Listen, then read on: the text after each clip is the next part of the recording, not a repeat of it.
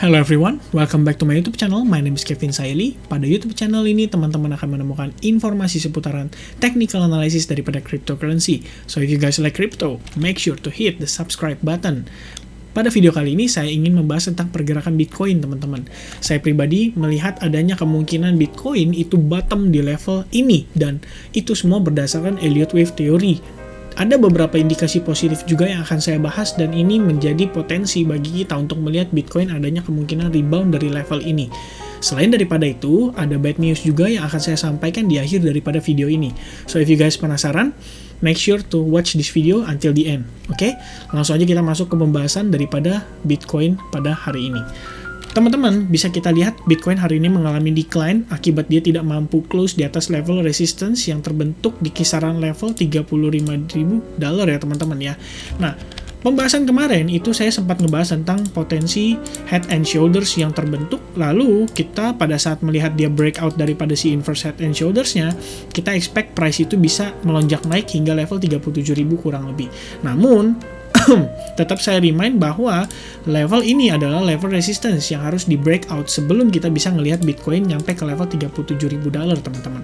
As you can see, ini adalah level support yang sebelumnya menahan pergerakan Bitcoin, dan sekarang kita lihat ini adalah level yang di respect sebagai level resistance dia untuk meneruskan penguatannya teman-teman. Jadi kita terdecline oleh level tersebut, dan selain itu akan saya tambahkan juga teman-teman bahwa ada exponential moving average 55 yang menahan pergerakan Bitcoin untuk naik lebih jauh teman-teman.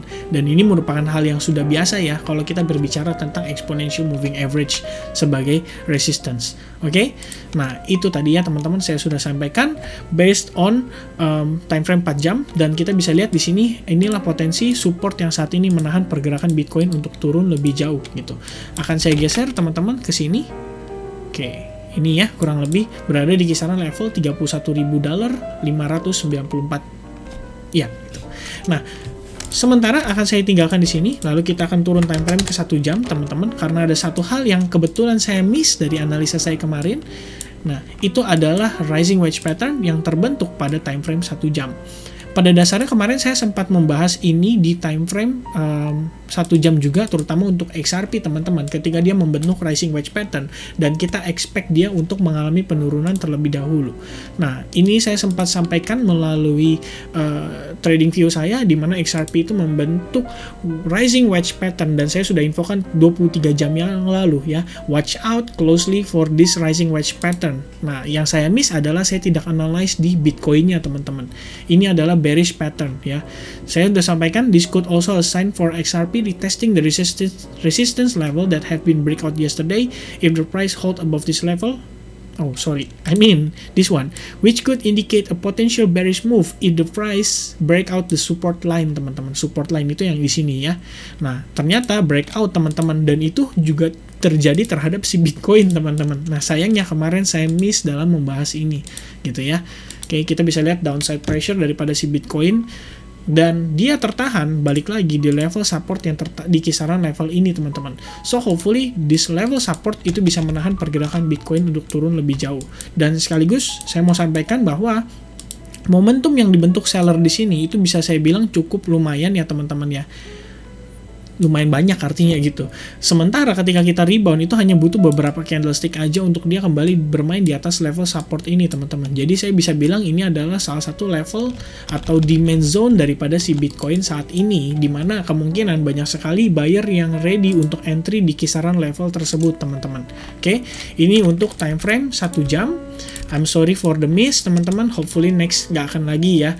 Nah, by the way saya akan lanjut pembahasannya ke time frame daily langsung, karena ini adalah yang saya ingin highlight pada pergerakan hari ini teman-teman. Oke, first saya akan munculkan parallel channel yang sudah kita bahas berhari-hari sebelumnya. Selain daripada itu, saya juga mau remind teman-teman bahwa kita masih bergerak di dalam broadening wedge, dan saat ini kita menemukan level potential support confluence yang terdiri dari si broadening wedge pattern, kemudian juga support yang tadi kita bahas di time frame kecil atau 4 jam dan 1 jam, dan juga potential menjadi level bottom daripada si wave atau Elliott Wave Theory. Nah, sementara saya akan coba remind dulu teman-teman, atau saya akan coba refresh dulu tentang si Elliott Wave Theory teman-teman ya. Jadi, saya terakhir kali membahas ini melihat bahwa ini adanya potensi Elliott Wave Theory teman-teman, di mana kita membentuk ABC correction sekaligus wave 3 to wave 4 teman-teman. Oke. Dari a bigger Elliott Wave projection. Dan kalau misalkan demikian teman-teman, maka kita kan perlu cari tahu ya kemungkinan potential level bottomnya daripada si Elliott Wave Theory. So, kita bisa gunakan Fibonacci extension, ditarik dari wave A ke wave B, dan kalian bisa tarik ke sorry teman-teman, salah tarik. Dari wave A ya ke wave B, dan kalian bisa dapatkan level-level yang berpotensi menjadi level support atau level target yang dituju dari wave 4 atau wave C-nya teman-teman ya, atau si C wave-nya ini teman-teman ya. The next level for C wave, there is a potential the market could bottom in this level kisaran 161,8%, dan itu juga the reason why kemarin kita ngelihat even though the market price drop sampai 28.000, marketnya balik lagi close di atas broadening wedge sekaligus di atas level $30.000 ini teman-teman gitu ya. Nah, selain daripada itu, saya juga melihat ada potensi lagi teman-teman. Sementara saya akan hilangkan dulu. Nah, kalian bisa cek ini ya. Biasanya wave B ke wave C itu juga terjadi dengan adanya impulsive wave yang terbentuk daripada ini teman-teman ya. Wave 1, wave 2, dan wave 3, serta wave 4 dan wave 5 teman-teman. Nah, kenapa? Karena gini teman-teman, biasanya wave C itu cenderung lebih panjang daripada wave A dan wave B. Dan dari situlah The Elliott Wave Theory sendiri menyatakan bahwa biasanya wave C itu juga terdiri dari 5 impulsive wave. Dan 5 impulsive wave itu kelihatannya di kisaran level ini teman-teman ya. Nah, saya sudah kasih tanda. Nah, wave 5 di situ sekaligus sebagai pertanda bahwa ini membentuk yang namanya lower low teman-teman ya. Nah, tambahan dari saya adalah kalau misalkan ini benar, maka kita bisa lihat juga menggunakan Fibonacci extension ya, ditarik dari wave 1 ke wave 2, dan kita bisa dapatkan level bottom daripada si Bitcoin itu berpotensi berada di kisaran level $29.238. Dan jika saya tambahkan dengan Fibonacci extension yang tadi kita bikin dengan ABC correction-nya, kalian bisa lihat juga teman-teman bahwa ini adalah level yang berkemungkinan menjadi level confluence daripada pergerakan Bitcoin. This is the crucial support yang saat ini berpotensi menahan pergerakan Bitcoin. The only crucial support actually. Kalau misalkan memang ini semua sudah bottoming teman-teman, dan kita bisa ngelihat wave 3 itu menyelesaikan wave 4-nya, dan kita akan melihat dari si potential for the wave 5 yang akan datang dalam beberapa saat lagi teman-teman, atau mungkin beberapa pekan lagi, itu ya kurang lebih. Nah, cuman kita kan bisa lihat teman-teman adanya decline yang terjadi terhadap level ini, dan selain itu juga parallel channel yang ada di sini teman-teman ya kan.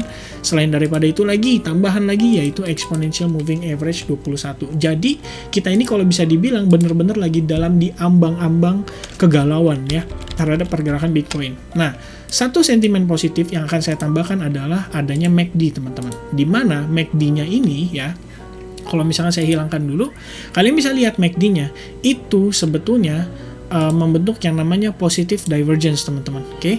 Sementara untuk marketnya itu cenderung lower low teman-teman. Nah, positive divergence bagi MACD itu berarti kita akan melihat adanya potensi pelemahan terhadap tren daripada si Bitcoin saat ini, yaitu downtrend yang terakhir teman-teman.